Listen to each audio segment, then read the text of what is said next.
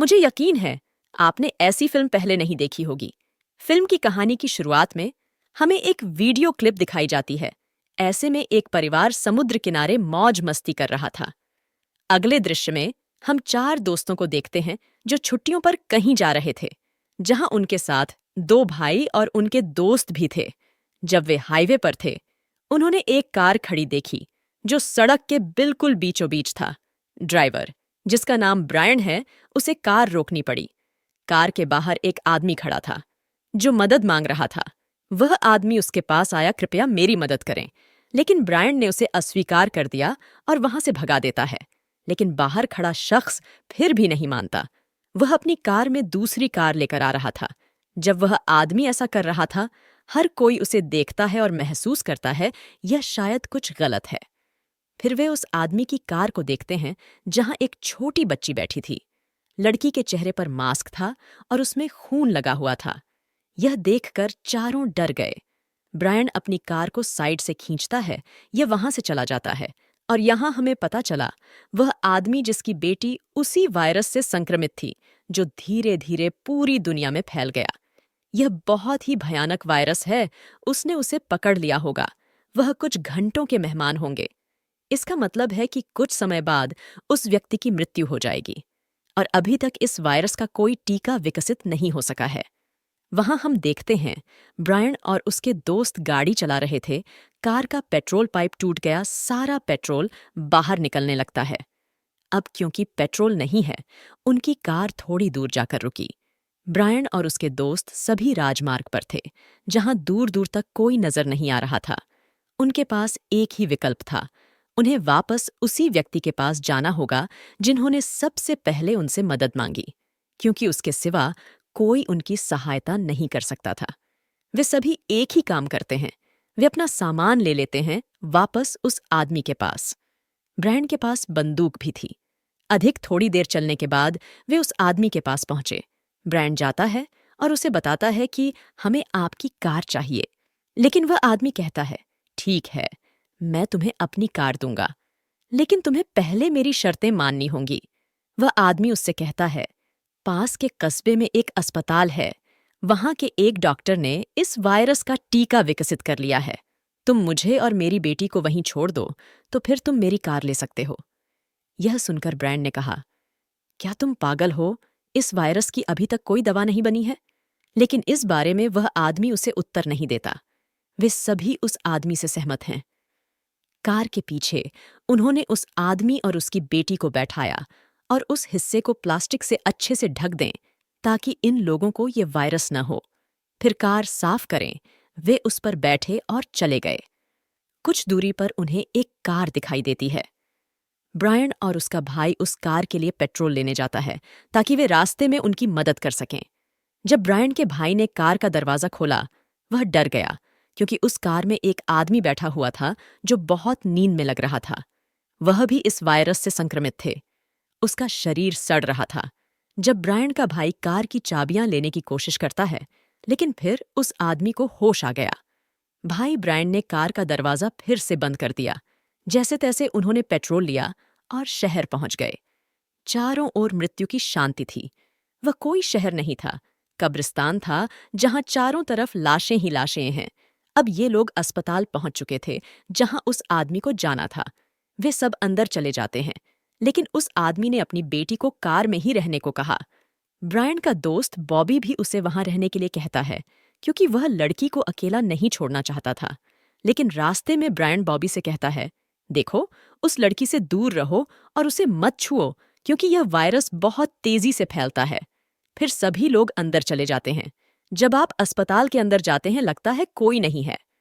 हर तरफ सन्नाटा था, लेकिन तभी उन्हें वहां एक बच्चा नजर आया।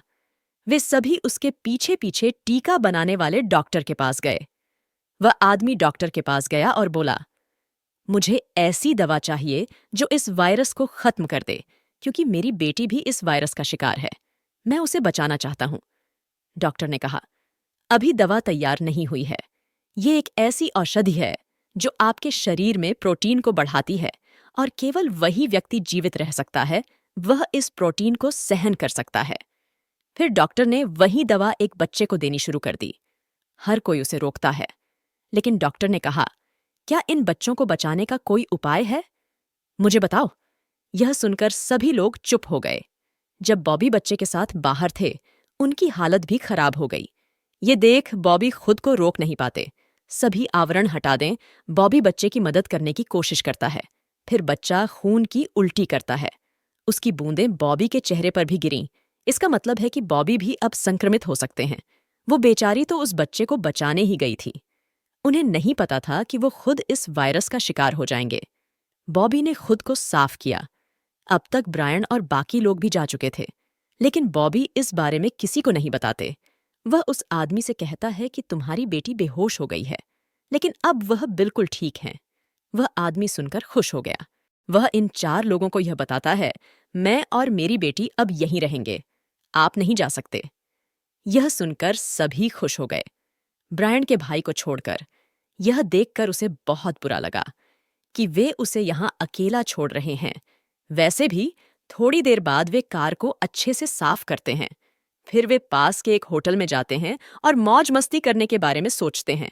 लेकिन ये लोग वहां जाकर देखें, वहां भी कोई नहीं था, सिवाय उन 4 के जो इधर उधर घूम रहे थे। ब्रायन ने नोटिस किया कि बॉबी थोड़ा कमजोर हो रहा है। वह उससे पूछता है, क्या तुम अच्छी हो? वह कहती है, हाँ, मैं ठीक हूं। वह किसी को नहीं बताता।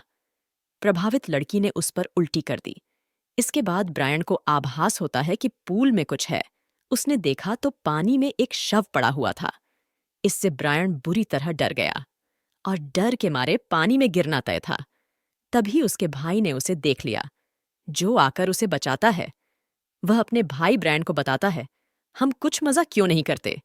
वे गोल्फ खेलने जाते हैं, जहां वे थोड़ी मस्ती भी करते हैं। रात में ब्रायन का भाई और उसका दोस्त जब वे होटल के आसपास घूम रहे थे, एक आदमी उनके पास आता है, जिसके हाथ में रोशनी की मशाल थी। वह सोचता है कि वह ब्रायन है। उन्होंने उसे भी बुलाया, ब्रायन, लेकिन वह जवाब नहीं देता। वे दोनों डर गए। फिर वे वहां से भागने लगे और डर कर छिप गया। ब्रायन को वहां बाहर एक आदमी भी दिखाई दिया। उसे पकड़ा। उस आदमी के और भी कई साथी थे। इन 4 लोगों को किसने पकड़ा? लेकिन वे 4 कायर थे और अपने पार्टनर के बारे में पूछ रहे थे। जब हम यहां पहुंचे, ब्रायन ने कहा, यहां कोई नहीं था। हाँ, लेकिन मुझे तालाब में एक शव मिला। हो सकता है कि वह आपका पार्टनर हो। वे जाकर देखें। वह उनका साथी था, जिनकी वायरस के कारण मौत हो गई। उन्होंने उसके शरीर को जला दिया। फिर उन्होंने ब्रायन और उसके भाई को जाने के लिए कहा, लेकिन उन्होंने लड़कियों को पकड़ लिया और उन्हें बंदूकों से डराओ और उनसे अपने कपड़े उतारने को कहें। बॉबी ने अपने कपड़े उतार दिए। उनके शरीर पर लाल निशान देखे जा सकते हैं, यानी वायरस ने उसे संक्रमित करना शुरू कर दिया है। वे सब डर गए। ब्रायन अपने दोस्तों को जाने के लिए कहता है। रास्ते में बॉबी से किसी ने बात नहीं की। हर कोई उससे नाराज था। ब्रायन सबसे ज्यादा गुस्से में थे, क्योंकि उसने उस छोटी बच्ची को उससे दूर रहने के लिए कहा था जब वे एक पेट्रोल पंप पर रुके और वहां से पेट्रोल भरो। इसी बीच ब्रायन के भाई के पास उसका दोस्त आता है। उन्होंने कहा, जीवित रहने के लिए बॉबी से दूर रहो। वह ब्रायन को यह बताता है, लेकिन वह कुछ भी सुनने को तैयार नहीं था। अगर वे थोड़ा और आगे बढ़ें, ब्रायन ने कार रोक दी और बॉबी को कार से बाहर निकलने के लिए कहा। लेकिन बॉबी उन्हें अकेला नहीं छोड़ना चाहते थे। वह ब्रायन से कहता है, मैं कार के पीछे बैठूंगा, जैसे ही मैंने लड़की को बैठाया, लेकिन प्लीज मुझे इस तरह अकेला मत छोड़ो। लेकिन ब्रायन को इसकी परवाह नहीं है। उन्होंने उसे वहीं छोड़ दिया। कुछ दूर जाने के बाद उन्हें एक और कार आती हुई दिखाई देती है। ब्रायन उस कार के सामने अपनी कार रोकता है। उसका भाई कार से उतरा। उन्होंने कहा, कृपया हमारी मदद करें, हमारी मंजिल अभी दूर है और हमारा खाना खत्म हो गया। लेकिन कार में जो 2 महिलाएं थीं, सोचिए ये लोग भी वायरस के शिकार हैं। वे अपनी कार वापस भगाने लगे। देखो, ब्रायन क्रोधित हो जाता है। उसने अपनी बंदूक निकाली और दोनों महिलाओं पर गोलियां चलानी शुरू कर दीं। उसे बहुत गुस्सा आया। उसे नहीं पता था कि वह गुस्से में क्या कर रहा है। एक गोली महिला को लगी और वह मर जाता है। जब वह दूसरी महिला की कार से बाहर निकला, उसने ब्रायन के पैर में गोली मार दी, जिससे उसे दुख हुआ। इसके बाद ब्रायन ने महिला को गोली मार दी और उसे खत्म कर दिया। अब उन्हें भी गोली मार दी गई है, जिससे उन्हें काफी परेशानी हो रही थी। तो उसके भाई ने उसे कार में उठाया, कार चली जाती है। थोड़ा सा आगे उन्हें एक घर दिखा। वहां से उसने दवा ली और ब्रायन के पैर पर लगा दी। जब वह ऐसा कर रहा था, वह उसे अपने पैरों पर देखता है जैसे बॉबी के शरीर पर चोट के निशान, यानी ब्रायन भी इस वायरस से संक्रमित थे। अब उसका भाई उसे कार के पीछे छोड़ देता है। फिर रात को आग जलाकर जंगल में बैठ जाते हैं। ब्रायन की हालत खराब होती जा रही थी, क्योंकि जिस किसी को भी ये वायरस हुआ है, उन्हें बच्चा कहा जाता था। ब्रायन के भाई का दोस्त उससे कहता है, ब्रायन सो रहा है, जाओ कार की चाबियां ले आओ, क्योंकि हम और बाकी लोग ब्रायन के साथ नहीं जा सकते। वह नहीं तो हम भी होंगे इस वायरस के शिकार। वह जाता है और ब्रायन से बंदूक और चाबियां ले लेता है। तभी ब्रायन जाग जाता है। कहता है, भाई तुमने गलत चाबी ले ली है। मेरे पास कार की असली चाबी है। मुझे खत्म करोगे तो पाओगे।